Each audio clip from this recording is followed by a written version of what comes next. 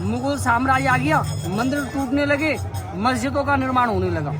गोविंद देव जी का मंदिर राजा मान सिंह जी ने बनवाया, उसको तोड़ करके मस्जिद बनवा दी। में आया कि पहले कोई यहाँ पे छुप गया था, सुबह देखा तो सब अंदर हुआ था। कोई अंधा मिलता था, कोई पागल मिलता था, सही बात है। किसी की डेड बॉडी मिलती थी तो उनका उसी स्थान पर समाधि स्थल बनवाना पड़ता था। आज भी सारे मकानों के अंदर में घुंघरू, पायल और मृदंग बजने की ध्वनि आती है।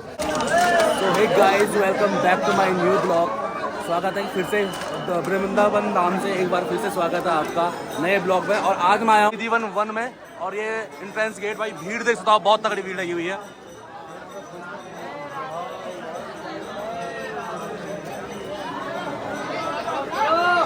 आए हैं गाइड। वृंदावन का दर्शन है ये। हाँ जी। वृंदावन बोल के आते हैं, वृंदा तुलसी को बोलते हैं। अच्छा। और वन जंगल को बोलते हैं। अच्छा। 15 किलोमीटर का ऐसा वृंदावन था, उसको आज वृंदावन बोलते हैं, जहाँ वृंदावन में 5,500 मंदिर बने हैं। अच्छा अच्छा। उस वृंदावन को 550 वर्ष पहले तो ऐसा देखते थे। क्या बात। वृंदा तुलसी को बोलते हैं, वन जंगल को बोलते हैं। 6 संतों ने तपस्या की, 4 संप्रदाय बनाई, उनके राजा महाराजा शिष्य हुए। जंगल में आगमन हुआ उनका, भगवान ने जिनकी भी कामना पूर्ण की। वृंदावन भैयाल का मेन मंदिर है। भगवान का माखन मिश्री का भोग लगाते हैं, वहीं से तुलसी की माला मिलती है मनोकामना की। जो भक्त लोग भक्ति और भावना के साथ एकादशी या पूर्णमासी के दिन उसका लॉकेट बना के धारण करते हैं। जिन भी भक्तों की कामनाएं पूर्ण हुई, वृंदावन में मंदिर, देवालय, धर्मशाला, प्याऊआ पाठशाला बनवा दी। इस प्रकार से 5,500 मंदिर है वृंदावन में। ये वृक्ष 16,108 जोड़े हैं। 16,108 जोड़े। 108 जोड़े भाई, ये वृक्ष जो है दिख रहे हैं। सब गोपियां हैं, सब गोपियां ही है। रात को गोपियों का रूप धारण कर लेते हैं सभी वृक्ष। क्या बात है, क्या दिन में वृक्ष बन जाते हैं, रात को गोपी बन जाती है। क्या बात है। वृंदावन के वृक्ष को मरम नहीं आने कोई नारेदार फल पात कर श्री राधे राधे हुए। ये सब गोपी बन के राज करते हैं। मुगल साम्राज्य में औरंगजेब बादशाह ने छाई करवाई थी वृंदावन पर। अच्छा। तब यहाँ मंदिरों को तोड़ने लगे, मूर्तियों को खंडित करने लगे। गोविंद देव जी को जयपुर भेज दिया। मदन ललिता कुंड है जी, ललिता सखी के लिए जल पीने के लिए बंसी से खोद के बनाया ये। अच्छा। जमुना जी में काली नाग रहता था, पानी नहीं था वृंदावन के अंदर में पीने के लिए। पानी पीने से मृत्यु हो जाती थी, जमुना का जल पीने से भी मृत्यु हो जाती थी। अच्छा। गोपियाँ बोली प्रभु हम जल पिएंगे तो हमारी मृत्यु हो जाएगी। तो भगवान ने बांसुरी से खोद के कुंड तैयार किया। इस कुंड का नाम है ललिता कुंड। ये ललिता कुंड। हाँ, सारा निर्बंध कच्चा था, गोबर और मिट्टी का। सेठ हरगुलाल जी के पुत्र कामना पूर्ण होने पर पक्का करवा दिया उन्होंने। बीच में कुआं है, जमुना का स्रोत है। ऊपर बड़े वाले सिड्डे तक जल भर जाता है, बाढ़ आती है जमुना जी में। तो क्या बंदरों के कारण उन्होंने एंट्री कर रखी है। बोलो यमुना मैया की जय। ललिता कुंड है इसका नाम, जमुना मैया की। बाबा हरदास जी महाराज।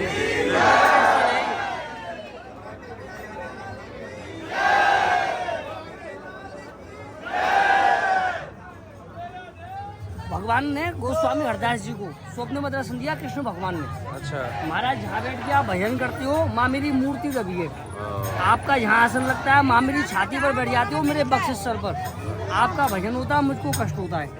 भूमि से निकालने के बाद यही सेवा करते थे भगवान की स्वामी हरदास जी। 1520 में जीवित समाधि ले ली बाबा हरदास जी महाराज ने। 2 भाइयों को छोड़ा भगवान की सेवा करने के लिए। समाधि लेने से पहले बुला लिया गोस्वामी जगन्नाथ जी, गोस्वामी विठल जी महाराज। दोनों चचेरे भाई थे। दोनों भाई सेवा करने लगे। मुगल साम्राज्य आ गया, मंदिर टूटने लगे, मस्जिदों का निर्माण होने लगा। गोविंद देव जी का मंदिर राजा मान सिंह जी ने बनवाया, उसको तोड़ करके मस्जिद बनवा दी जन्म स्थान की बाजू में। तब भगवान को कपड़े में छुपा के यहाँ से ले आके मेन मंदिर में छुपा दिया। वहीं उनका भोग लगता है, भगवान का वहीं पूजन होता है। इस जगह श्रृंगार करने के लिए आते हैं भगवान, और रात में रास करते हैं। बोलो रास बिहारी लाल की जय। राधे राधे बोलना। ये राधा रानी का श्रृंगार घर है। इस स्थान का नाम है रंग महल।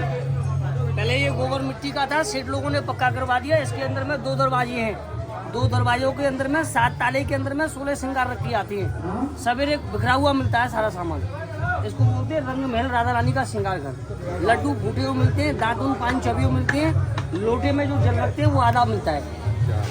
और यहाँ ठाकुर जी प्रतिदिन श्रृंगार करने के लिए आते हैं।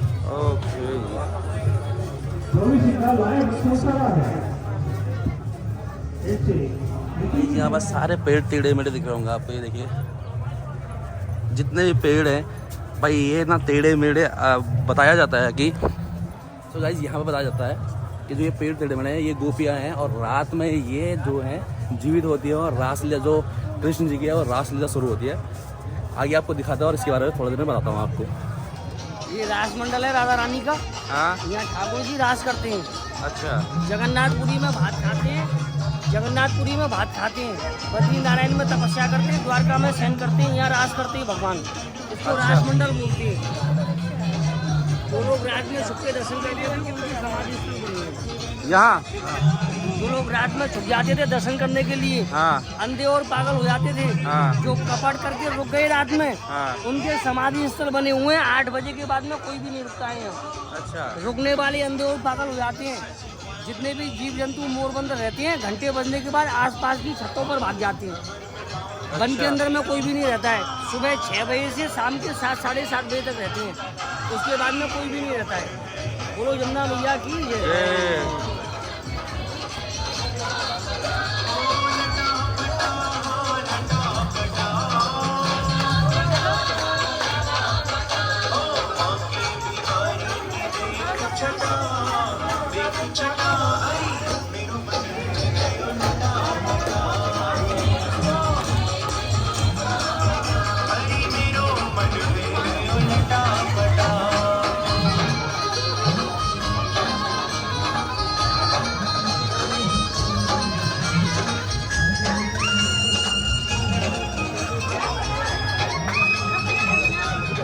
भाई जी मैं ये पूछना चाहता हूँ कि जो ये पेड़ हैं सारे के सारे यहाँ पर टेढ़े मेढ़े दिख रहे हैं, तो ये टेढ़े मेढ़े क्यों दिख रहे हैं ऐसा? ये सब संत हैं। अच्छा ये संत हैं? अपनी अपनी भजन आसन की मुद्राओं पर बैठे हुए हैं। अच्छा इन्होंने भगवान से वृंदावन वास मांगा।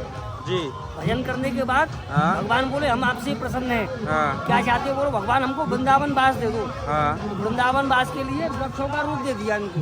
अच्छा वृक्ष बन के वृंदावन वास करते हैं ये। अच्छा रात में गोपी और संत बन जाते हैं अच्छा और दिन में वृक्ष बन जाते हैं। इन संतों के सब आसन भाव पर बैठे हुए हैं। अच्छा ये है बंसी चूड़ी। ये बंसी चोरी राधा रानी। भाई इसके बारे में बताओ थोड़ा। ये बंसी चोरी राधा रानी का दर्शन है। हाँ बंसी चोरी राधा रानी। राइट साइड में ललिता सखी है, लेफ्ट साइड में विशाखा सखी है। बोले भगवान माखन मिश्री चुराते हैं, हम इनको सबक सिखलाएंगे। भगवान को सबक सिखलाने के लिए मोर मुकुट बंसी और पीताम्बर चुरा लिया तीनों गोपियों ने और राधा रानी को दे दिया। राधा रानी कृष्ण बन के खड़ी हो गई है यहाँ। अच्छा। इनका नाम है बंसी चोरी राधा रानी।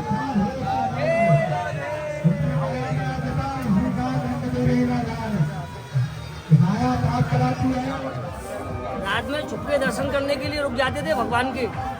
सुबह होने पर अंधे और पागल मिलते थे।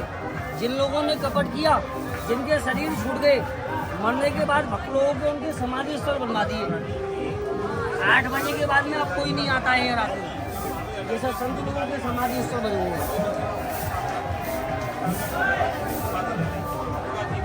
महाराज हैं गोस्वामी हरदास जी के छोटे भाई है। बीच वाली जीवित समाधि का दर्शन है।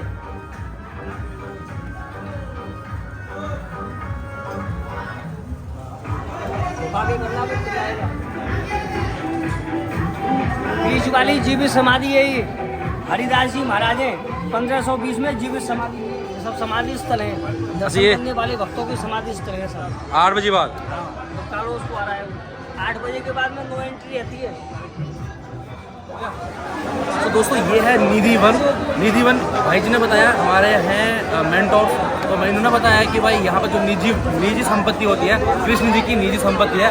यहाँ के बारे में जितना मेरे को पता है ये बताया कि भाई ये कृष्ण जी की रासलीला जो रचाई गई थी उसके ऊपर एक वन बनाया गया है।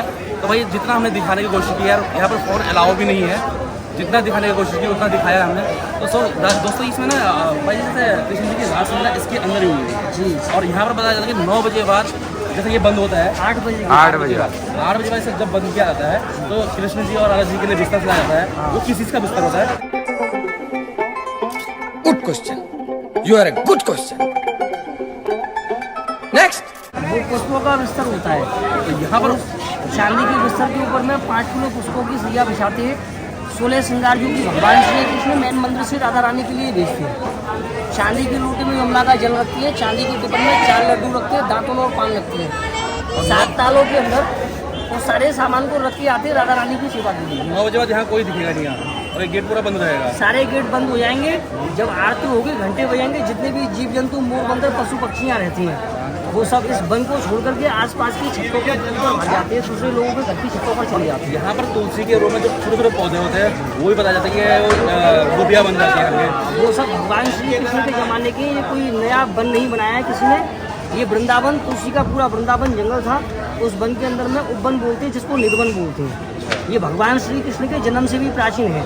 जब भगवान 8 वर्ष के बालक थे, गोकुल से वृंदावन गाय चराने के लिए आते थे, तब भी भगवान इसी वन के अंदर में राज करते थे। तो भगवान द्वारकाधीश हो गए, नंद बाबा ने उनको कसम खिलाई कि वृंदावन को ब्रजवासियों को कभी नहीं छोड़ना करना। ब्रजवासी वल्लभ सदा मेरे जीवन प्राण, इन्हें तनिक में बिसारी हो। ये नंद बाबा की आन लगी हुई है, नंद बाबा की भगवान कृष्ण की। भगवान श्री कृष्ण 4 धाम में लीला करने के उपरांत प्रतिदिन रात्रि में रास करने के लिए वृंदावन में निर्वन में आते हैं। पूरी जगन्नाथ में भात खाते हैं भगवान, बद्री नारायण में तपस्या करते हैं, द्वारका में शयन करते हैं, इस वन के अंदर में रास करते हैं भगवान।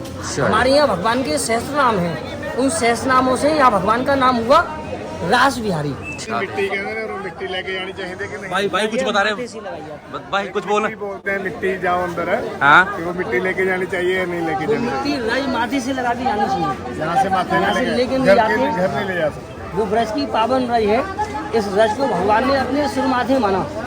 जब तक ब्रज में रहे भगवान श्री कृष्ण, तब तक उन्होंने चरणोपात का यानी कि सुश्री पर धारण नहीं किया, इतना मान दिया ब्रज को। जितने भी दिन ब्रज के अंदर में रहे भगवान, उन्होंने गोल्ड आभूषण धारण नहीं किए, गले में बैजंती माला मान दिया ब्रज को भगवान ने। साधु संत बोले महाराज इतना क्यों मान देते हो, ये गोधूली है। एक गाय के अंदर में 33 करोड़ देवी का वास करते हैं। तो भगवान श्री कृष्ण ने 9 लाख गायों को चराया था इस भूमि पर। गौचारण भूमि है ये, गोपिकाओं के शरण पड़ते थे, राज करते थे भगवान। साधु संत भगवान के दर्शन करने के लिए भजन की इच्छा लेकर के आते थे, तपस्या करते थे। साधुओं की तब भूमि है ये, कृष्ण की खेलन भूमि है, गायों की गौचारण भूमि है। इसलिए वृंदावन को गौलोक धाम बोलते हैं। सारे लोगों से अलग है ये, 3 लोक से अलग है ये वृंदावन, इसीलिए इसको गोलोक धाम बोलते हैं। भगवान को यहाँ गोपाल भी बोलते हैं। गो बोलते हैं गाय को, पाल बोलते हैं रक्षा करने वाले को। गीता, गंगा, गायत्री, गोविंद, गरुड़, गोपाल, इन 6 को जो बजे झटपा रहे काल। ऐतिहासिक हमारा ये वृंदावन इतिहास में आता है जो हमको भागवत वगैरह उनमें पढ़ाया गया, सुनाया गया, वो सब वृंदावन और निधवन उसी में आता है। ये जितने भी वृक्ष हैं सब गोपियों का, संतों का स्वरूप है। इनको वन तुलसी के वृक्ष बोलते हैं।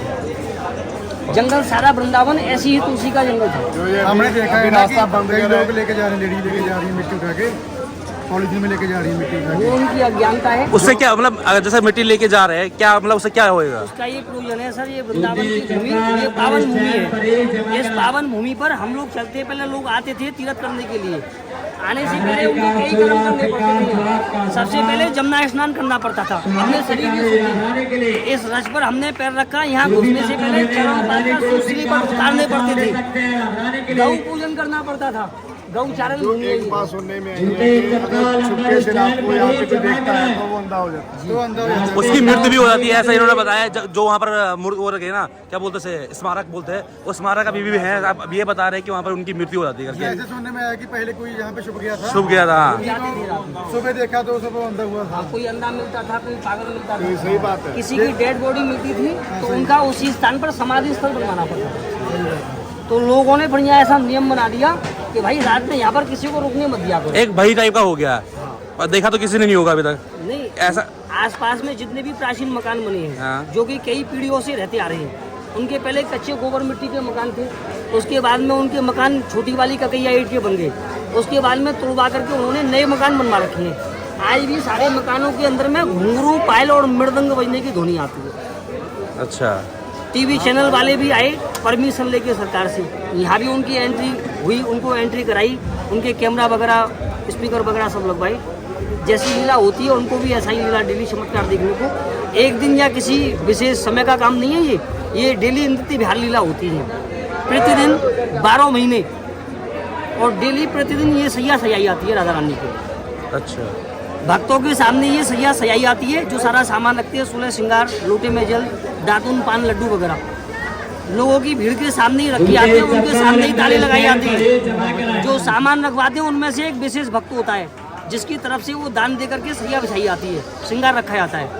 वो जोड़ा जाकर के पति पत्नी का जो रखवाते हैं श्रृंगार, वो अपने हाथों से सजाएंगे। जिस समय सुबह खुलेगा वो ही जाकर के उस लोग को खुलवाएंगे पुजारी जी अपनी आंखों के आगे। सारी भीड़ के सामने सारे लोग खोल करके, 7 ताले खोल करके पुजारी जी दर्शन कराएंगे उनको। ये है यमुना भाई। यमुना की बात करो भाई यार, मुझे ना जैसे गंगा देख के ऋषिकेश में ना भाई अलग ही फील आता है, तो वो फील नहीं आया भाई। पता भी नहीं चला कि यमुना है। मतलब यार अब कई लोग ये बोलना चाहेंगे कि यार भाई मैं बेइज्जती कर रहा है कुछ, भाई सच में बताओ तो भाई बिल्कुल भी फील नहीं आ रहा कि भाई यमुना नदी है करके। जैसे गंगा है भाई, बहुत बहुत प्यारा है, लेकिन वो फील नहीं आ रहा है यार। देखिए गंदगी भी बहुत ज़्यादा है, ये देखिए सामने से गंदगी बह रही है, ये देखिए आप। तो भाई वो फील नहीं आया यहाँ पर आके। मेरे को तो पता भी नहीं चल रहा था भाई ये यमुना ही है करके। भाई 2-3 बार पूछा कि यमुना है भी कि नहीं, वो बात नहीं है जो गंगा में है भाई, क्योंकि वो थोड़ा साफ़ सुथरी लगती है और ये उतनी साफ़ सुथरी नहीं है। ये देखिए ये है यमुना। दोस्तों ये देखिए बंदा लेके गया कोई सामान, अब देखते देता कि नहीं देता।